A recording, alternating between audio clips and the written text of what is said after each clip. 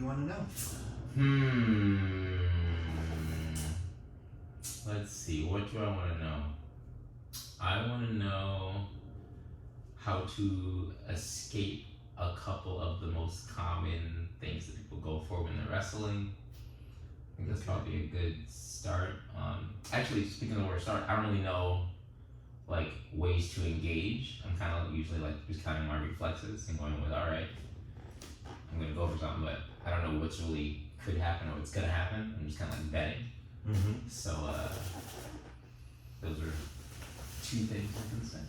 Okay, so like the very start of rolling, starting on your knees, right? Or okay, so when you're starting on your knees, you are doing one of three things basically. Okay. Right. I guess you could do say four, but you oftentimes in submission wrestling they'll start with one person on their knees and one person will sit down, and the person who's sitting down is pulling guard, right? And oftentimes more experienced wrestlers will do that. Will actually go for guard, especially against people off with meat fighters and that type of thing, because so many people when they start, they try to get as big as possible. If you'll join me really quick, go ahead and bring your knees together and just be really tall. Yeah, that's not gonna be All right. So if you're up, this is a better position. So I'm tucking my tail kind of like a scared dog. I'm centering my shoulder with a rounded back between my thighs and my knees. I'm on the tops of my shoelaces. Okay. And so now, if I grab your arm and try to pull you, you're very hard to pull. If I try to, you've got a really nice pace there, right? Yeah. So now you have actually some structure here. The thing about this is that when you get into that position, I know that I can't necessarily knock you over. I can do like what the standard would be. So if we took a middle position like this, Okay, so higher up. go ahead and join me. And I get here, I can do a step through and just Now you have all the leverage. right? So I can just trip you and turn the corner with you and knock you over. Okay. So from that, you're just going to take kind of this kind of grip. So I like this, especially no-gi, where I'm going behind the tricep and then pinching onto the hand here. Okay. Right? Because if you try to pull your arm back, that's a very strong grip.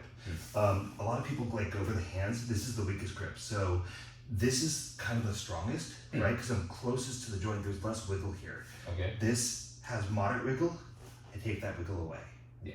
Okay. Right. So Down here, you're gonna wiggle the shit out of it. Yeah, Even if you try to not even try to pull out, if you try to turn the corner over my wrist, very hard for me to keep that either above or below. Above might be easier, but you just try to come over the top. Okay. So yeah, that's just part of the grip fighting. And no-gi, since we don't have fabric to hold on to, like this is going to be kind of your strongest grip. So if you take this leg and you step to the outside of my leg, and now you just turn the corner with me.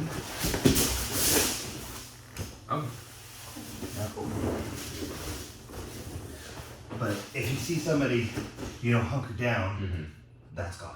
So I just take my leg, come through, and bring forward. I want to make sure that my shoulders are as far forward as I can get them.